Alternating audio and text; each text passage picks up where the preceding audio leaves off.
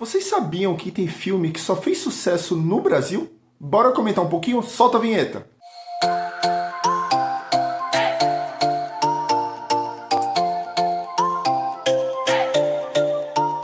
Fala pessoal, Cláudio aqui e bora comentar hoje sobre grandes filmes que pra gente fez muito sucesso, aqui no Brasil, né, principalmente, mas lá fora foi uma bilheteria baixíssima, foi criticado, foi rechaçado, então eu separei aqui alguns filmes pra gente poder comentar e eu tenho certeza que muitos vocês vão se surpreender porque muita gente não fazia ideia que foi fracasso de bilheteria. Mas, antes de mais nada, por favor, curte, comenta, compartilha, se inscreve, manda para os seus amigos, porque é muito bom que vocês deixem o like, que vocês façam toda essa ajuda aí, porque aí cada vez mais o meu canal vai crescer, vai aparecer mais vídeo para vocês, vai aparecer mais vídeo para novas pessoas e a nossa comunidade aqui vai ficando maiorzinha, vai ficando mais gostosinha, então bora lá! Bom, começando por A Lagoa Azul, sério, essa aqui eu não sabia, cara, eu não fazia ideia, eu descobri realmente pesquisando ali, vendo os principais filmes, né, que aconteceram isso, e eu me surpreendi muito com A Lagoa Azul, porque pra mim,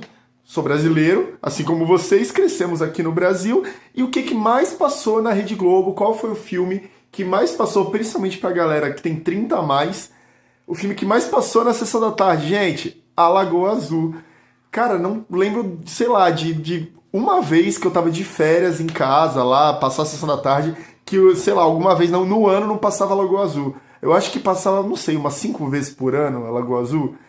Cara, é o filme mais repetido pela sessão da tarde, é um dos, né? Na verdade não é o mais, a gente cria esse meme, mas não é o mais repetido, eu não lembro agora qual que é, a própria Globo já divulgou isso, mas a Lagoa Azul fica no imaginário do público brasileiro, de volta a Lagoa Azul também, que tem a Mila Jovovich ali, mas a primeira parte ali, que é com a Brooke Shields, teve uma grande polêmica quando estreou nos Estados Unidos, que é um filme lá dos anos 80, era outra época, tem costumes daquela época, precisamos deixar isso bem claro.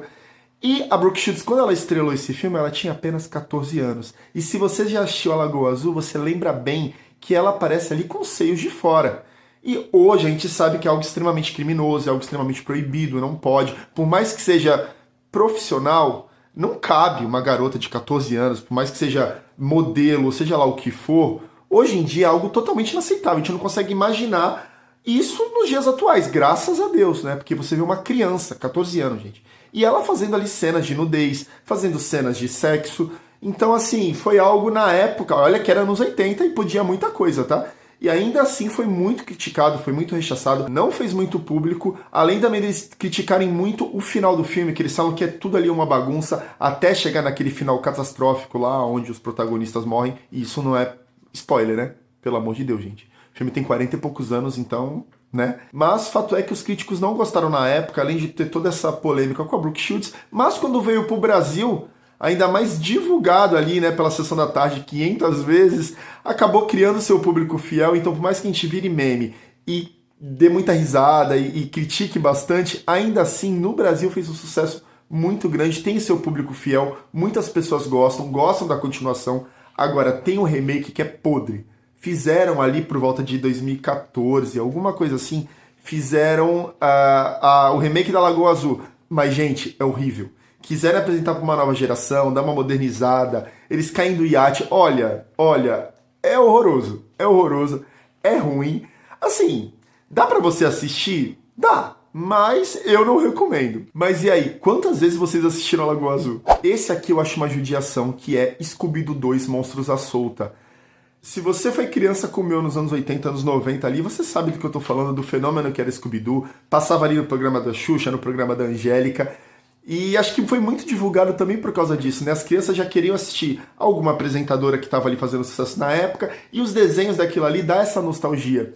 Então, o Scooby-Doo tinha isso, esse tom do mistério, o desenho ali, aquela animação, era muito legal. Você querer saber quem era o vilão daquele capítulo, daquele episódio, o porquê, qual que era a motivação dele. Então era muito gostoso. Depois foram saindo aquelas animações em formato de filme, saiu até no cinema. Eu lembro de passar, quando for assistir Pokémon filme, e passar o trailer do Scooby-Doo e a Bruxa Fantasma, algo assim.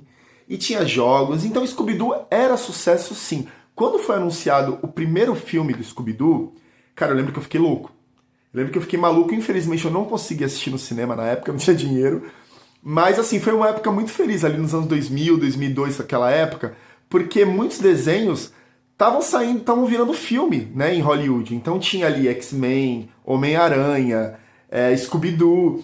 E quando Scooby-Doo foi lançado, os críticos não gostaram. Mas ainda assim fez uma puta bilheteria, assim, fez muito dinheiro. Mesmo os críticos falando assim, não, tá muito bobo, o filme não tem nada a ver, não tem a essência do desenho, mudaram muita coisa tal. Mas o público gostou, tanto que o estúdio falou, opa, então vamos fazer uma segunda parte aí porque queremos dinheiro. Porém, meus amigos, quando o filme foi lançado, foi tudo por água abaixo. O que aconteceu foi que foi um fracasso de bilheteria. Enquanto o Scooby-Doo 2 fez 80 milhões, o seu antecessor, que era o Scooby-Doo 1, fez 275 milhões. Então assim, vocês imaginam a cara dos investidores, o estúdio. Então a terceira sequência, que seria, ele já estava praticamente confirmado. Eles falaram, cara, não tem como Scooby-Doo não fazer dinheiro, é impossível. Só que, infelizmente, aconteceu, então por isso não tivemos uma terceira parte de Scooby-Doo, que eu acho uma pena, porque era uma trilogia incrível.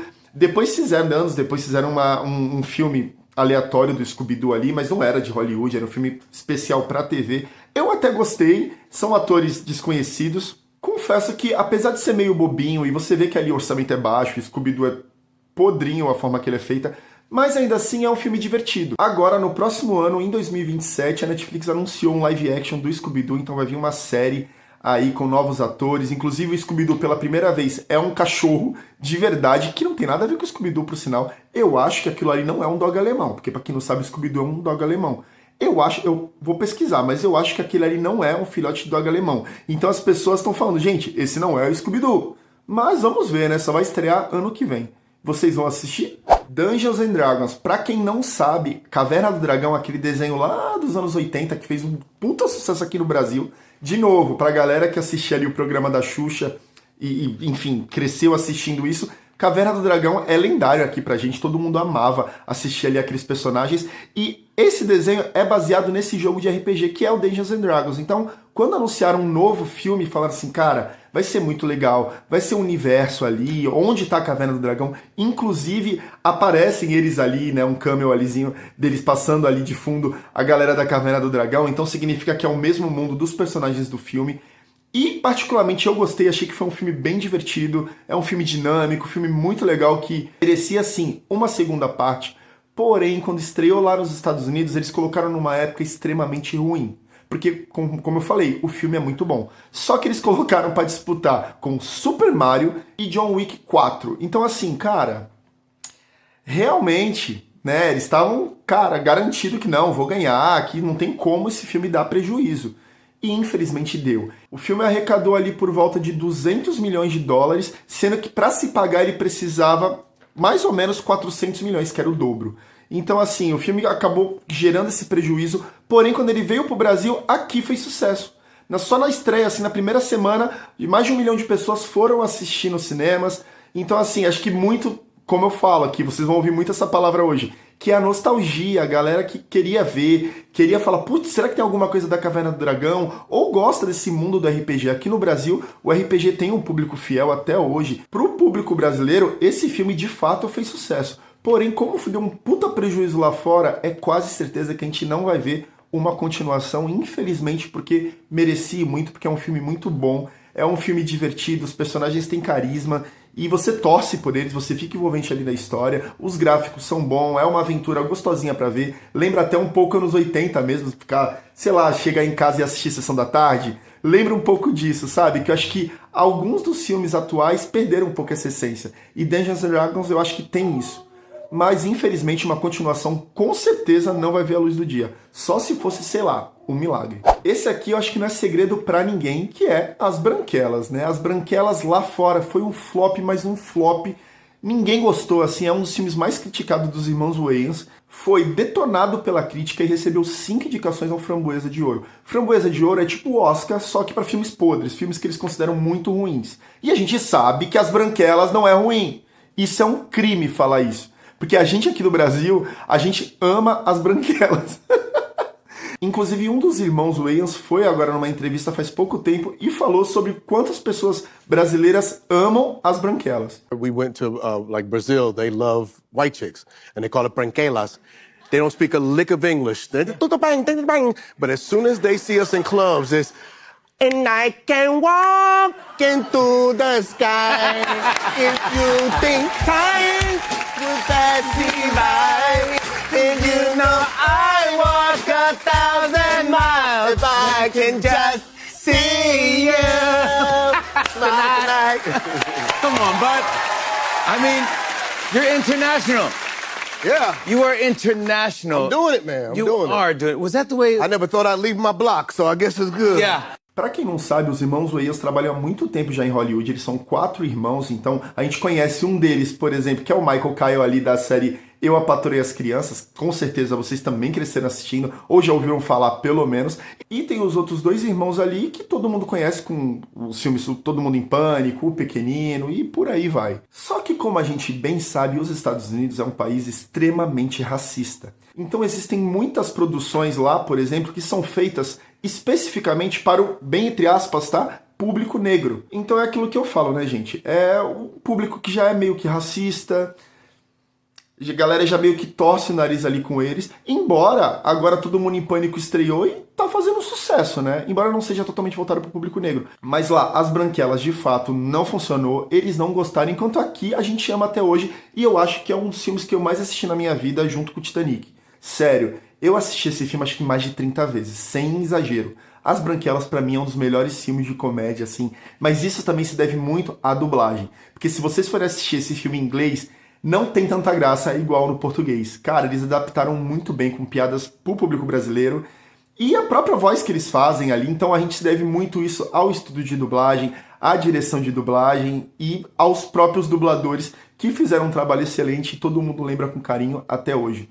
Branquelas, love you so much. Agora, esse que acabou de estrear, gente, eu tô com o coração partido, que é Os Mestres do Universo, o filme do He-Man. Gente, é um filme tão bom, é um filme tão bom, é um filme tão gostoso de assistir. Assim como eu falei do outro filme que lembra uma aventura clássica ali dos anos 80, Os Mestres do Universo é a mesma coisa. É uma turma legal, a galera tem carisma, tem efeitos excelentes, tem a comédia no ponto certo, tem ação, tem aventura. Cara, tá muito legal, é um filme muito envolvente, você fica ali assistindo que as horas passam e você nem percebe, cara.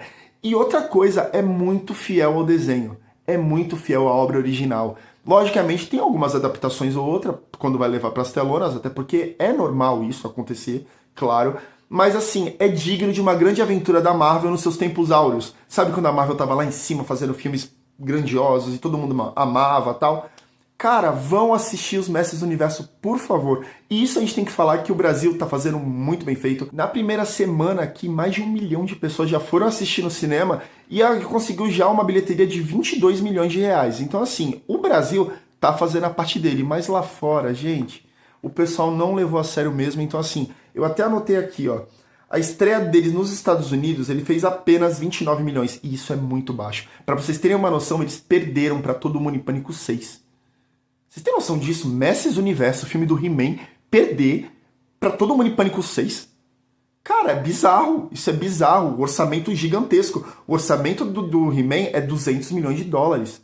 Então ele precisa se pagar para não ter um puta prejuízo. E, cara, a gente sabe que tem um investimento.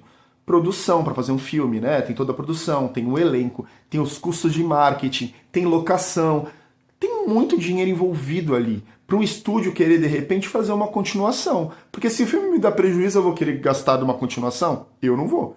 E provavelmente é isso que vai fazer, a não ser que um milagre salve o He-Man, a não ser que o Brasil continue salvando, porque na sessão que eu fui, tava hiperlotado. Quando o He-Man ele se transforma a primeira vez, cara, parecia estádio de futebol, a galera gritava, gritava. E quando aconteceu mais algumas coisas também, a galera aplaudia e tal. Mas muito por quê? Já falei muito essa palavra hoje. Por causa da nostalgia. Pode reparar que filmes que, principalmente aqui no Brasil, esses filmes que foram ruins lá fora, mas aqui no Brasil fez sucesso, são filmes que nos trazem nostalgia. Da época que a gente era criança, que a gente era moleque, e assistia ali a Xuxa, e ficava esperando para ver os desenhos. Pode ver, Dungeons Dragons, Scooby-Doo, agora o He-Man. Cara, é clássico. A música do Trem da Alegria aqui no Brasil, os próprios atores vieram para a Avenida Paulista em São Paulo e fizeram ali todo um merchan sobre o filme, teve toda uma apresentação do Trem da Alegria cantando a clássica música do He-Man.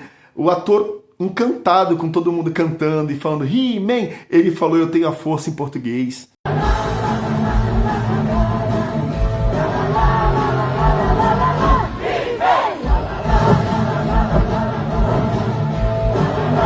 Então o público brasileiro tem esse carinho. E o que eu acho legal é que não é só o He-Man é pra homem. Não, as mulheres também querem ver He-Man porque também cresceram assistindo, assim como assistiam também a She-Ra. Então é muito legal. Na sessão que eu fui, tinha muito pai levando os filhos, né, mãe levando seus filhos, apresentando para uma nova geração. Segundo os críticos lá de fora, a grande questão é que você pegar só um personagem dos anos 80 e apresentar para o público novo é muito difícil que os jovens de hoje em dia queiram assistir sozinho. Para eles é um personagem novo. Diferente de, por exemplo, se você pegar, sei lá, um Top Gun Maverick ou o Beetlejuice, que são filmes dos anos 80 e fizeram sucesso hoje em dia. Só que fizeram sucesso porque já existem os filmes anteriores, né? Então esses eram a segunda parte. A galera já conhecia esses filmes. Agora, o He-Man não, você tem que apresentar um público novo, você tem que apresentar um mundo novo, personagens novos. Mas, gente, é uma pena, real, porque assim, tá incrível. O filme tá incrível, tá muito divertido, tá muito legal mesmo, muito fiel ao desenho. Tem algumas pessoas ou outras que estão reclamando, falando que o He-Man tinha que ser mais sombrio, mas, cara, é He-Man, sabe? É He-Man. O próprio Esqueleto usou isso no filme, fala...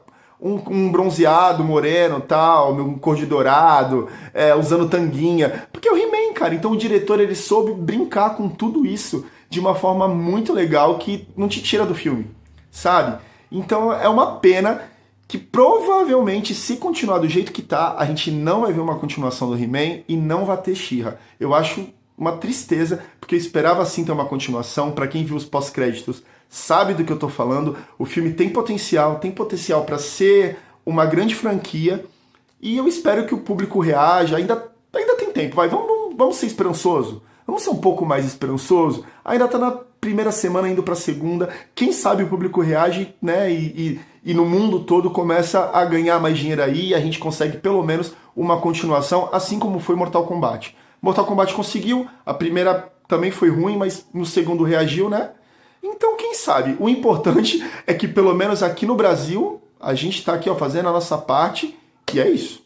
Bom, pessoal, é isso. Eu espero que vocês tenham gostado. Antes de mais nada, curte, comenta, compartilha, se inscreve. Como eu sempre falo, é muito importante que vocês deem like. A gente tem o costume de não dar like, de falar, depois eu curto e tal, mas vocês não têm noção o quanto é importante, ainda mais para canal que nem o meu, que está começando. Então, se vocês querem conteúdo, querem que eu esteja aqui mais vezes falando sobre assuntos legais, por favor, dá o like, manda pra todo mundo, gente, de graça, não custa nada. Por favor, se inscreve aí. Aqui eu falo sobre filme, série, novela, fofoca, temas atuais, um pouco de tudo, programa de TV, enfim. É uma bagunça organizada, como eu sempre falo. E eu espero vocês no próximo vídeo.